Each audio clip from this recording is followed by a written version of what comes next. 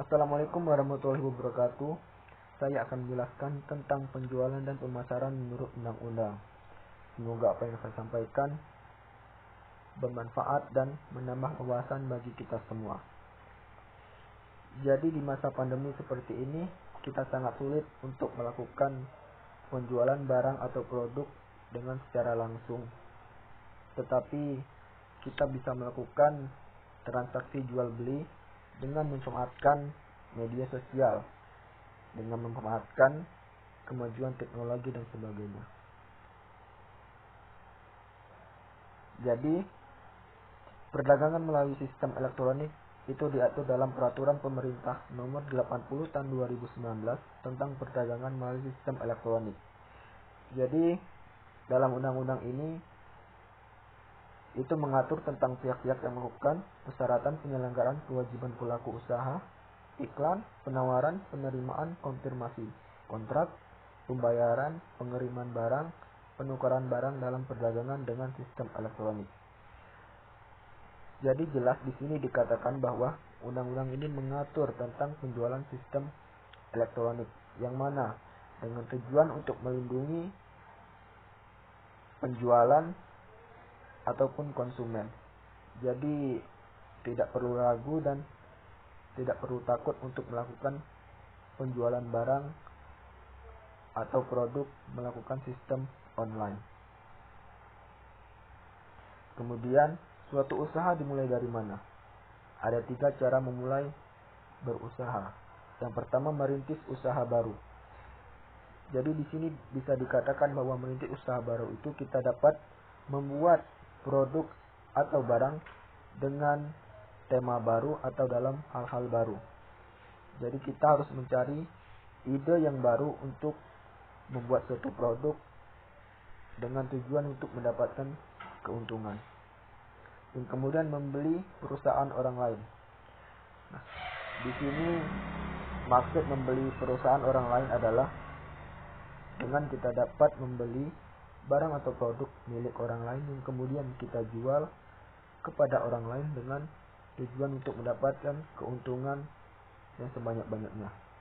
Jadi di sini kita perlu meminta izin kepada orang yang untuk kita beli barang tersebut dengan menjualkan kepada orang lain juga. Kemudian kerjasama manajemen. Kerjasama di sini sangat diperlukan karena apa? Untuk menambah pengalaman, teman dan sebagainya. Jadi dengan semakin kita banyak bekerja sama kepada orang lain, maka barang atau produk kita bisa diperkenalkan kepada orang tersebut dengan mendapatkan keuntungan di situ berupa orang akan tahu dan kemudian kita akan mendapat konsumen atau pelanggan. Ya, kemudian di sini saluran pemasaran online. Pemasaran online bisa dilakukan media sosial, pemasaran konten, mengoptimalkan web, email pemasaran. Jadi banyak sekali untuk melakukan penjualan melalui online. Kemudian keuntungan pemasaran online. Yang pertama mengurangi biaya, kemudian cepat menentukan target, kemudian paparan jangka panjang, kemudian dapat diukur real time. Jadi kita di sini mengurangi biaya itu bisa dikatakan kita hanya bekerja di rumah dan menjual barang produk kita itu di rumah saja. Jadi tidak perlu kita mengantarkan atau menyerahkan barang tersebut dengan memanfaatkan kendaraan dan sebagainya. Kemudian cepat menentukan target.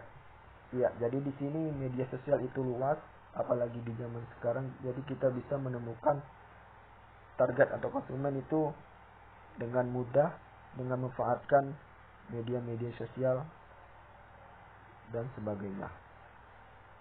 Paparan jangka panjang.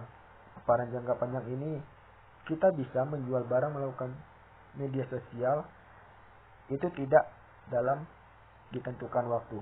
Jadi kita bisa kapanpun dan dalam jangka waktu kapanpun dan tidak dibatasi oleh siapapun. Real time. Ya, jadi di sini Dengan penjualan online kita bisa menghemat waktu dan juga bisa dilakukan pada saat kapanpun kita mau, kita bisa melakukan penjualan tersebut. Pemasaran online sebagai metode yang efektif untuk meningkatkan penjualan dan pengembangan bisnis. Kemudian kita masuk dalam strategi penjualan barang dan produk. Jadi di sini ada tips and trik untuk kita, yaitu yang pertama, kenali dan bersikap sopan santun terhadap pelanggan seperti menawarkan produk dengan tata cara bahasa yang baik dan benar. Kemudian kedua, berikan produk dengan kualitas terbaik. Ketiga, promosi produk terbaik yang tepat.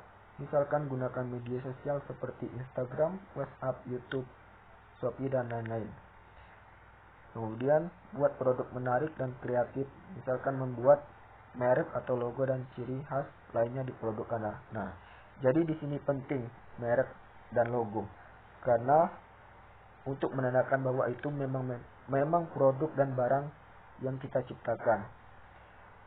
Jadi orang tidak akan mudah untuk meniru atau mengambil barang kita. Kemudian meminta bantuan jasa influencer Telegram.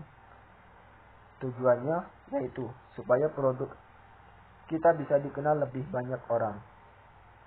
Kemudian update dan aktif. Artinya setiap hari harus aktif tentang produk Anda, terutama di media sosial. Aktif itu sangat penting karena apa?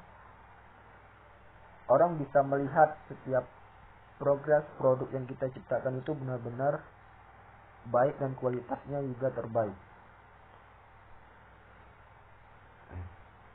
Kemudian memilih lapangan usaha dan mengembangkan gagasan. Dalam memilih lapangan usaha yang akan kita geluti, perlu dipertimbangkan hal-hal berikut. Yang pertama, lapangan usaha yang cocok untuk orang lain belum tentu cocok bagi kita. Kemudian, lapangan usaha yang ada pada masa lalu menguntungkan, belum tentu pada saat ini masih menguntungkan. Atau, lapangan usaha yang menguntungkan saat ini belum tentu menguntungkan di masa yang akan datang. Kemudian, lapangan usaha yang berkembang baik di suatu daerah belum tentu dapat berkembang dengan baik pula di daerah lain dan sebaliknya.